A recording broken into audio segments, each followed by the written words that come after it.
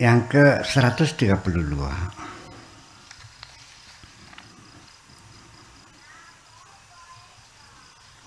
Qulubul arifina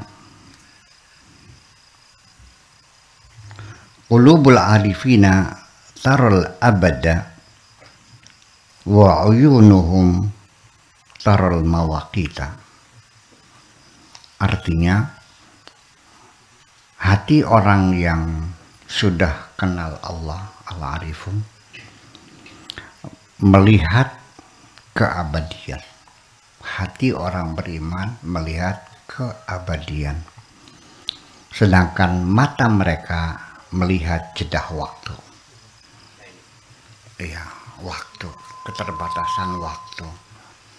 Ya, artinya bahwa orang yang hatinya sudah kenal Allah, orang yang sudah kenal Allah, hatinya melihat keabadian.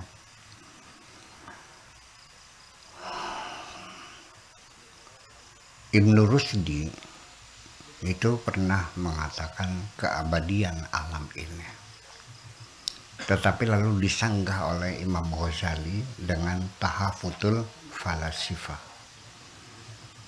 Lalu dijawab oleh beliau, oleh Ibnu Rusdi, dengan satu kitab lagi namanya Tahafutut Tahafut. Ya, jadi artinya kekacauan para filosof dijawab Tahafutut Tahafut, kekacauan orang yang mengatakan para filosof kacau. Jadi Imam Ghazali itu dianggapnya kacau ketika melihat para filosof itu kacau. Dan akhirnya Imam Ghazali tidak menjawab lagi apakah alam semesta ini abadi. Ya, kalau kita melihat realita memang, mungkinkah ada makhluk tanpa khalik? Dan sebaliknya, mungkinkah ada khalik tanpa makhluk? Kalau khalik itu tidak ada makhluknya, karena khalik itu nisbatan dari makhluk.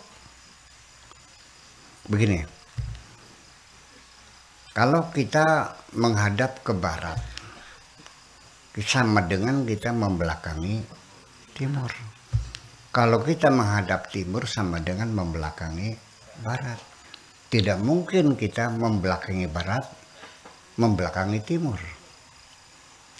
Jadi keabadian alam semesta ini adalah bukan keabadian yang sejati, tapi keabadian nisbi, bahwa semuanya menjadi abadi.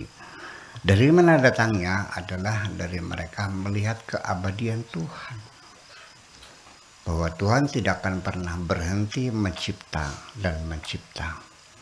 Allah itu bukan hanya khalik, tapi Allah juga khalaq, yang selalu mencipta lagi, mencipta lagi, mencipta lagi.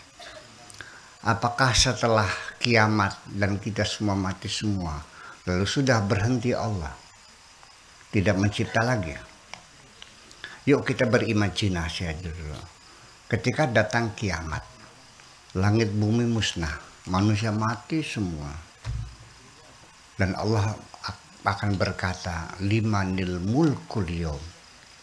Sekarang kerajaan ini milik siapa? Lillahil wahidil qahar, milik Allah yang maha tunggal dan maha memaksa.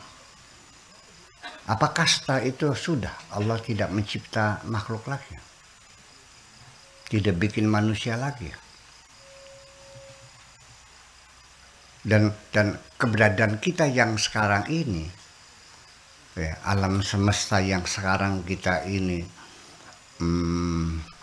kita lakoni ini, apakah ini yang pertama kali dan yang terakhir kali? Atau kita ini episode yang keberapa miliar? Silakan dijawab dulu. Ya, sementara kita menduga bahwa Adam makhluk pertama. Sebelumnya ada makhluk enggak? Ada manusia enggak? Dan nanti setelah kita kiamat, Allah mencipta lagi enggak? Atau sudah selesai? Allahnya pensiun gitu. Jadi nanti Tuhan akan manyun gitu. Nonton orang yang menjerit, menangis, kesakitan di neraka selama-lamanya. Dan Allah akan menonton orang yang tertawa, terbahak-bahak gembira di surga selamanya. Itu dia. Selesai itu. Sudahkah selesai kekuasaan Tuhan? Makanya kita harus membedakan antara isim fa'il, wazan fa'ilun khaliqun, dengan mubalaghah wazan fa'alun. Artinya kalau khaliqun sekali cipta, tapi kalau khalaqun berulang-ulang dan tidak pernah berhenti. Ya, fa'al itu salah satu wazan mubalaghah. Ya, mubalaghah itu banyak saja, fa'alun, mif'alun, fa'ilun, fa'ulun, fa'lanun dan sebagainya, banyak sekali seperti Rahman, Rahim, ya, fa'ulun, syakurun, ghafurun, itu semuanya mubalaghah semuanya itu, dan masing-masing punya kelebihan yang berbeda-beda makna mubalaghahnya, dan itu tidak bisa diterangkan dalam bahasa Indonesia. Tidak bisa diterangkan karena tidak ada pepadannya. Dalam bahasa Indonesia nggak ada mubalaghah, syarat mubalaghah itu nggak ada kan? Iya. Nah, iya. Kalau wazan fa'lan itu seperti ghadban, seperti za'lan, seperti apa lagi? Alman, Rahman, itu mubalaghah, artinya berlimpah ruah. Iya, kuantitasnya. Mubalaghah dalam sisi kuantitasnya, jumlahnya tak terhingga. Sehingga rahmat Allah itu digambarkan dengan fa'lan atau rahman, artinya semua makhluk Allah kebagian semua. Baik orang kafir maupun orang mukmin semua kebagian semua.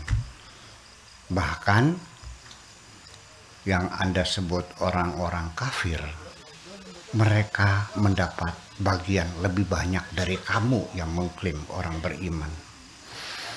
Ya, kemakmuran, kesejahteraan, keamanan, stabilitas itu ada di orang-orang yang kamu sebut orang kafir itu. Ya, nanti boleh didiskusikan. Saya bertanggung jawab. Iya, kenapa? Itulah karena sifat rahman Allah. Jadi ketika Allah memberi orang lebih banyak dari kamu, jangan mempertanyakan kepada Tuhan kenapa mereka diberi lebih banyak dari kami. Itu namanya pertanyaan songong, dan tidak boleh Tuhan ditanya. La yusalu amma yaf'alu. Tuhan tidak boleh dipertanyakan apa yang dilakukan oleh Tuhan. Yang kau anggap mereka orang kafir dikasih lebih banyak daripada kamu, jangan kau tanyakan kepada Allah, karena Allah fa'alul lima yurid. Allah itu sekarepe dhewe, sesuka-suka Allah, ya kan, seperti itu. Ya, tetapi juga saya di hati kecil saya mesti ada reasoning yang kita tidak menjangkaunya, yang kita tidak melihatnya. Hanya Allah yang tahu kenapa dikasih uang banyak.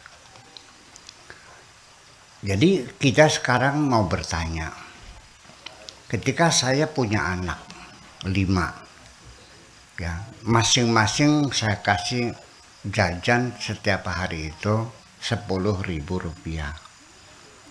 Tapi ada yang satu ini saya kasih 100.000 setiap hari. Mobil saya kasih, rumah saya kasih, yang lain saya kasih sepeda aja. Menurut Anda, orang yang saya kasih banyak itu sebabnya apa?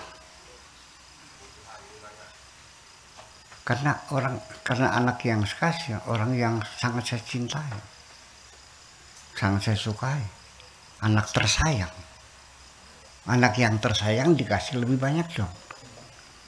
Jadi di antara makhluknya yang tersayang siapa? Lihat dari pemberian Allah.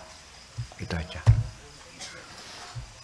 Jadi artinya ketika engkau sebagai kiai, tiap hari kamu ngaji Al-Quran gratis tanpa bayaran, mengimami sholat di masjid sehari 5 kali, tapi hidup kamu masih susah, buat makan aja susah, tolong pertanyakan sendiri dalam dirimu.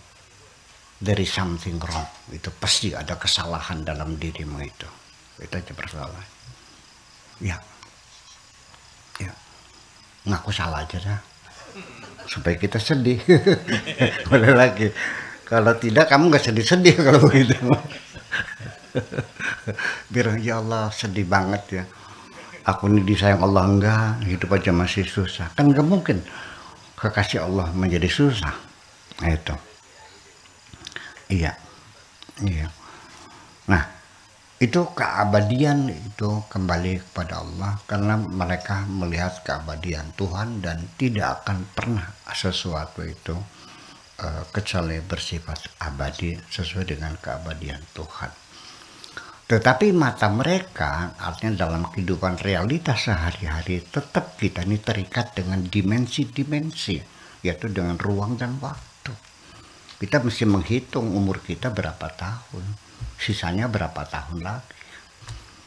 Dan untuk masak nasi itu berapa menit matangnya, 1 jam baru sempurna.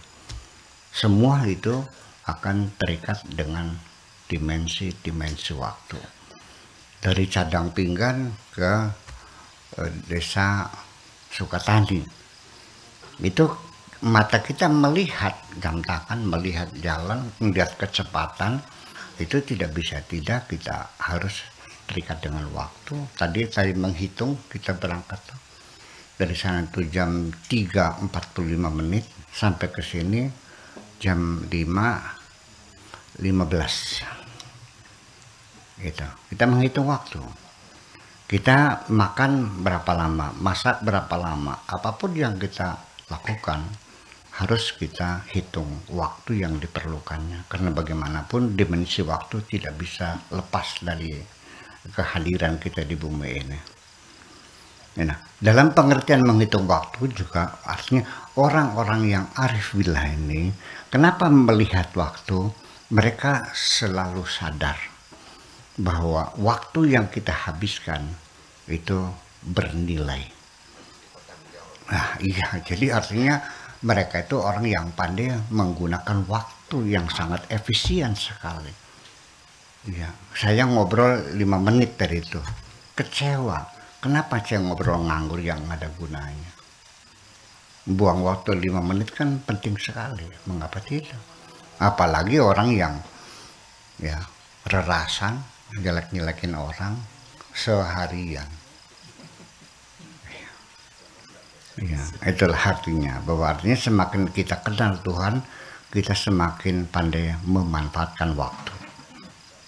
Semakin kita kenal Tuhan, semakin kita pandai memanfaatkan waktu. Itu saja. Tolong dicatat, semakin kenal Tuhan, semakin pandai memanfaatkan waktu. Artinya tepat guna, tepat sasaran, dan tidak ada waktu yang tersia-sia. Karena waktu juga nanti dipertanyakan oleh Tuhan. Selama engkau di dunia dan kau beri waktu sekian tahun, untuk apa saja kau lakukan selama di dunia ini? Ya. Sama dengan kita dikasih harta, juga akan ditanya. Ya, yang kau berikan harta sekian banyak, untuk apa saja?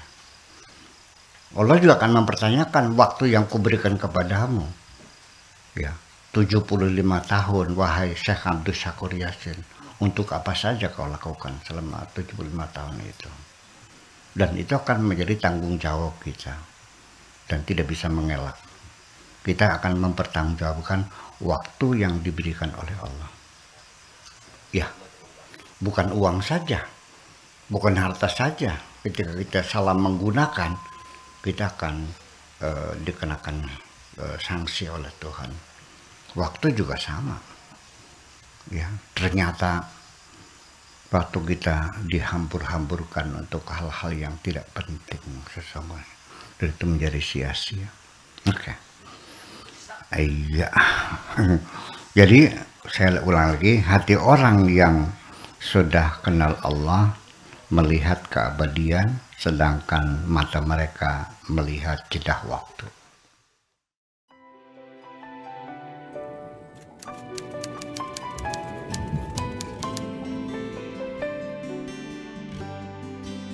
Aku hanya ingin berbagi kebahagiaan dan tidak menggurui siapapun. Terlalu sulit bagiku untuk menyalahkan siapapun. Akan tetapi apabila ada orang yang ingin mengisi raporku, tentu aku sangat gembira sekali. Dan kujamin aku tidak akan sakit hati sedikit.